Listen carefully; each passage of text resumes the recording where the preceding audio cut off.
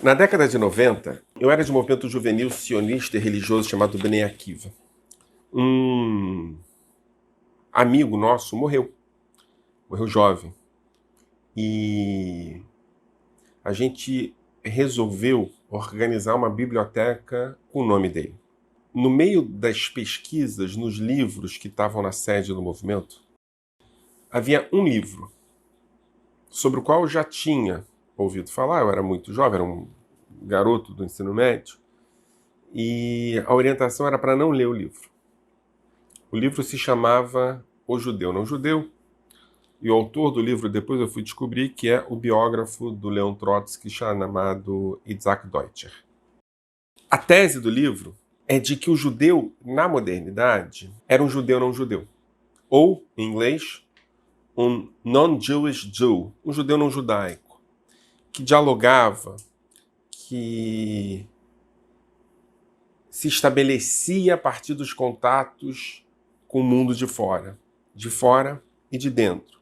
O judeu dentro da sua identidade judaica, mas que fortalecia a sua identidade judaica ou a enfraquecia, dependendo das suas intenções, com os contatos fora do judaísmo. E aí, Isaac Deutscher dizia que o que tinha vinculado ele ao judaísmo tinha sido o compromisso com os fracos e os oprimidos por conta da perseguição que os judeus tinham sofrido historicamente. Ele ilustrava isso com uma imagem do Talmud. O Talmud, que é a Torá oral, ou seja, a partir do primeiro exílio da Babilônia, os judeus começam a entender que é preciso, vincular os seus debates orais numa perspectiva escrita. E aí, os debates orais produzidos pelos sábios judeus começaram a ser compilados dentro de livros que reproduziam os seus debates orais.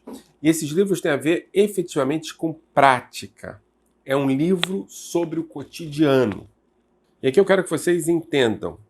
É esse livro que, por assim dizer, esses livros, que, por assim dizer, dão liga no judaísmo. Que produzem um judaísmo que estabelece relações de vínculo entre comunidades judaicas distantes no mundo. Não é o Tanar, não é a Torá, não é o Velho Testamento. É o Talmud que produz um judaísmo. E aí o Isaac Deutscher traz uma história do Talmud, que é o encontro entre Elisha ben Abuya e Rav Meir. Os dois sábios do Talmud. Só que Elisha ben Abuya tinha deixado de ser sábio do Talmud. Tinha se transformado naquilo que o Talmud chama de apóstata. Ou, nos termos talmúdicos, apicores. Alguém que brigou com o Talmud. Que brigou com Deus. Ou que descobriu outros deuses e outros Talmudes. E a história que está no livro do Isaac Deutscher é uma história interessante, porque é a história que o Ben Abuya, já a Aher, o outro, o nome dele não é citado mais, quando ele rompe com o Talmud, ele é tratado como o outro, se apresenta para estudar com Rabino Meir. Assim está no texto do Judeu Não Judeu do Deutscher. E num sábado à tarde, os dois caminham, um ao lado do outro, o Rabino Meir e o Ben Abuya, o outro, conversando sobre a Torá. Agora, lembrem-se vocês que eu estou me referindo a sábado. Essa história tem tantas camadas quanto o mundo. Sendo sábado, não se pode andar de cavalo. O Aher estava andando de cavalo. O Rabino Meir seguia atrás dele. Os dois estavam conversando sobre Torá. Em algum momento, o Aher, o Ben Abuya, no seu cavalo, fala para o Meir: até aqui. A partir daqui você não pode seguir, porque estava passando pela fronteira da cidade, que marcava que a partir de determinado momento não podia se passar o Shabat. O Rav Meir volta para a cidade. E o Ben Abuia vai embora e some no horizonte. O intelectual marxista Isaac Deutscher diz que o judaísmo dele foi com Ben Abuia. Foi seguir para descobrir perspectivas outras de filosofia, conhecer outros mundos, e não voltava com Rav Meir. O judaísmo dele era o judaísmo que saía da cidade e não o que voltava para a cidade. Aquilo, claro, eu tinha 15 anos de idade, me chamou uma atenção impressionante. Eu também queria sair com o Ben Abuia.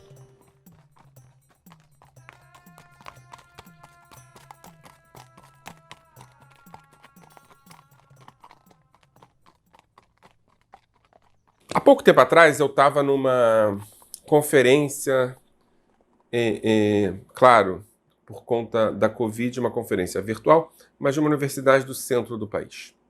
Um professor fez um comentário de que os evangélicos, e aí ele está se referindo aos neopentecostais conservadores, são muito mais judeus do que cristãos. E leem o Velho Testamento, e por isso são mais judeus do que cristãos, como referência primordial. E leem como judeus, e não como cristãos. E é um Velho Testamento, disse o professor, violento. É um Velho Testamento, disse o professor, do poder. É um Velho Testamento, disse o professor, que não tem valores, mas só força. Os judeus leem, na perspectiva do professor, um texto de força, violência e poder. E são os judeus que estão degenerando os cristãos, porque estão entrando, na perspectiva do professor, no lugar de combater os valores originais do cristianismo. Ou seja, o problema do neopentecostalismo conservador não é a leitura, é o texto. Demorou 2 minutos para entender o que estava acontecendo e eu tive a oportunidade de responder. Respondi sobre Sodoma e Gomorra. Na perspectiva cristã evangélica, mas me parece também cristã católica, Sodoma e Gomorra foi destruída por práticas sexuais entre homens e homens. A homossexualidade, ou na perspectiva doentia dela, o homossexualismo, é que destruiu Sodoma e Gomorra. Onde é que isso está escrito? Não é no Tanar. No Tanar está escrito que Sodoma e Gomorra foi destruída porque não havia a possibilidade de construção de uma comunidade naquela cidade. Não havia a percepção de alteridade. Não havia a noção de que os outros têm direito a ser quem são. Onde é que isso está escrito? No Tanar e no Talmud. Ou seja, a leitura do texto produz o texto. Não há texto em si que seja autônomo e que não precise da leitura. E a leitura pode levar e transformar o texto em outras coisas. É disso que a gente está falando. Os evangélicos usam o Tanar a partir de perspectivas evangélicas. Porque não há Tanar por si. O Tanar é o Tanar e a leitura do Tanar. Eu me refiro à Torá, ao Velho Testamento. O Tanar é o texto e a leitura do texto. Não há Tanar em si. Não há objeto cultural sem que haja uma leitura sobre esse objeto cultural. Quem acredita que o objeto cultural é em si bom ou mal é aquele que produz reflexão preconceituosa sobre o objeto. O objeto é o que transformam ele, o que fazem dele. Mas na perspectiva desse professor do centro do país, o Tanar é em si ruim. A Torá é em si ruim. O Velho Testamento é em si ruim. Ou seja, o judeu é em si ruim. Voltando agora a Isaac Deutscher. Esse texto do Isaac Deutscher também é um texto que é pego a partir de uma leitura específica, uma leitura de um militante marxista socialista que olha para o que sai com desejo e olha para o que fica com uma perspectiva de humilhação. Olha para o que sai com a perspectiva de heroísmo e que para o que fica com a perspectiva de derrota. Quem fica é o derrotado. Shai Agnon ganhou o Prêmio Nobel de Literatura contando sobre sua aldeia.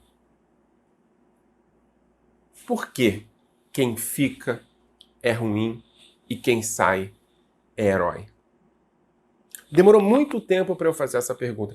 E essa pergunta só foi feita quando eu fui ao texto original e não o texto que Isaac Deutscher falou. E é um texto maravilhoso, que tem tantas camadas quanto o mundo. A história é o seguinte. Amakom, que é o nome de Deus, que em português significa o lugar, chamou 4 dos grandes sábios do Talmud para visitar a Mayan, a fonte.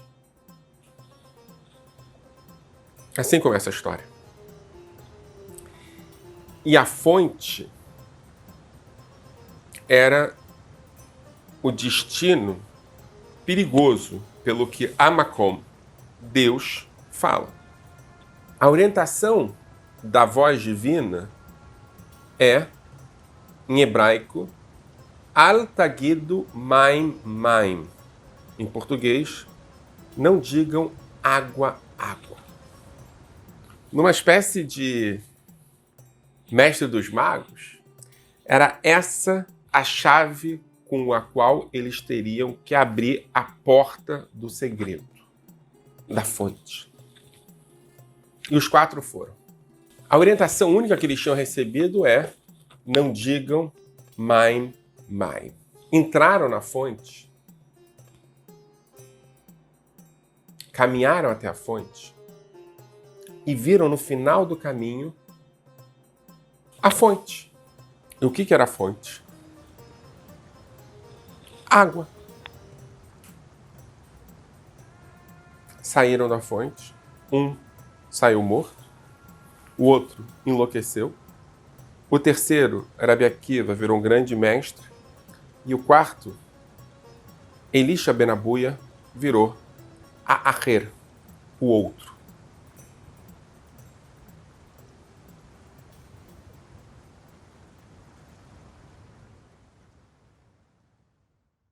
Essa é a primeira parte da história.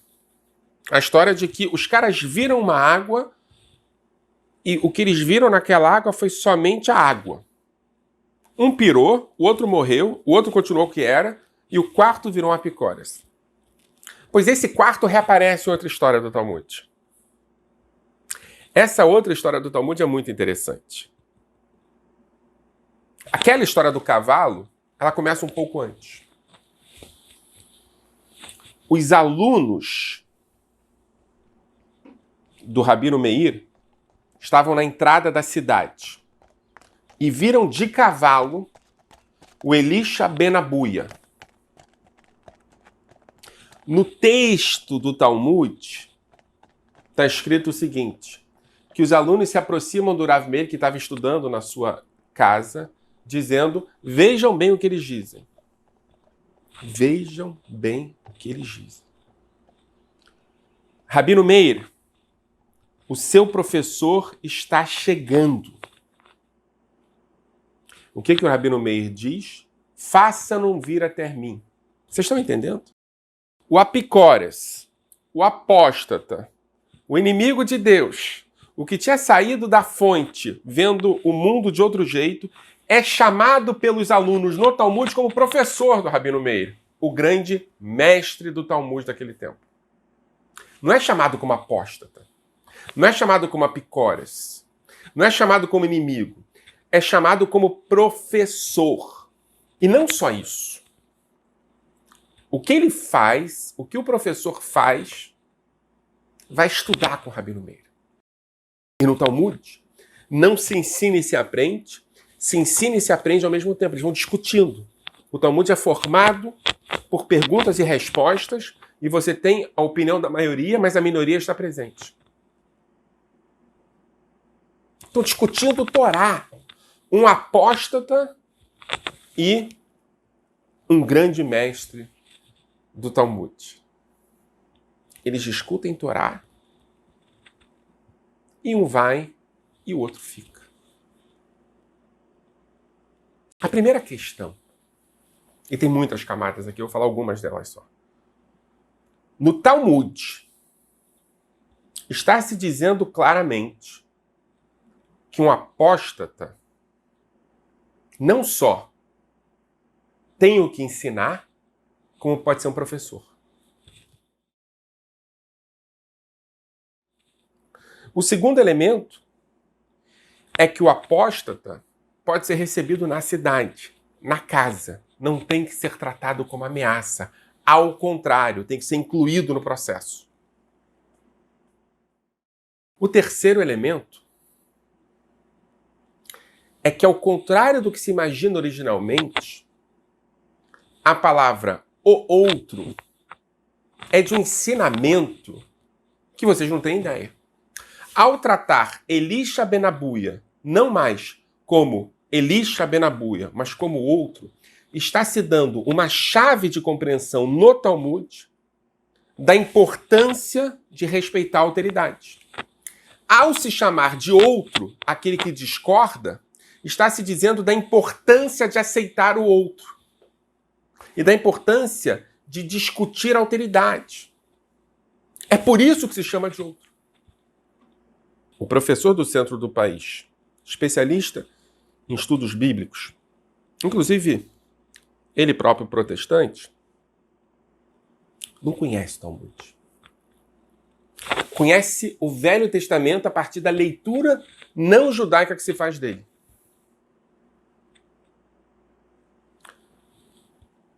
Mas também Isaac Deutscher não conhece a profundidade dessa história. A profundidade dessa história não está em quem vai e quem fica, está no encontro.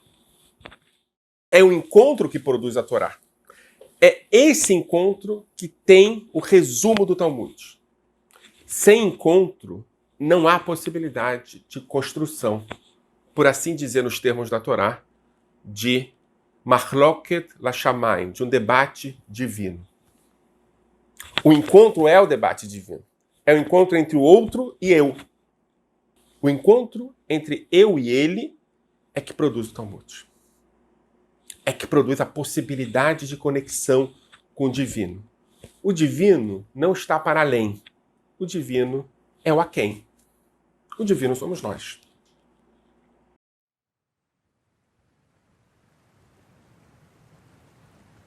Para terminar, que história é essa da fonte? A fonte tem um debate importante. Não digam maim, não digam água. Significa, em última instância, tomem cuidado com o fundamentalismo. Aquilo que vocês veem guarda segredo. Façam metáforas. Entendam para além. Não achem que o que vocês veem é só aquilo que vocês enxergam. Reflitam sobre o que vocês veem, apesar de nada no que vocês veem dizer o que é.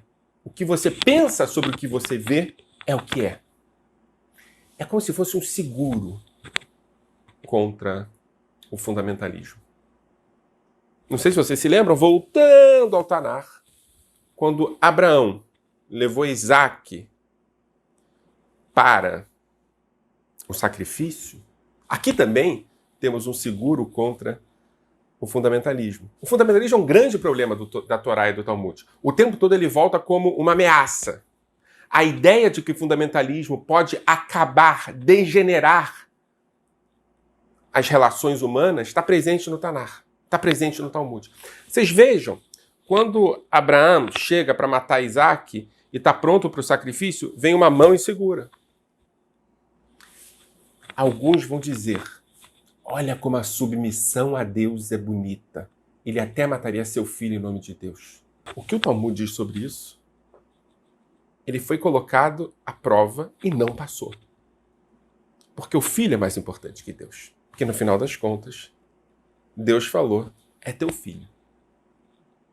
Não faça isso.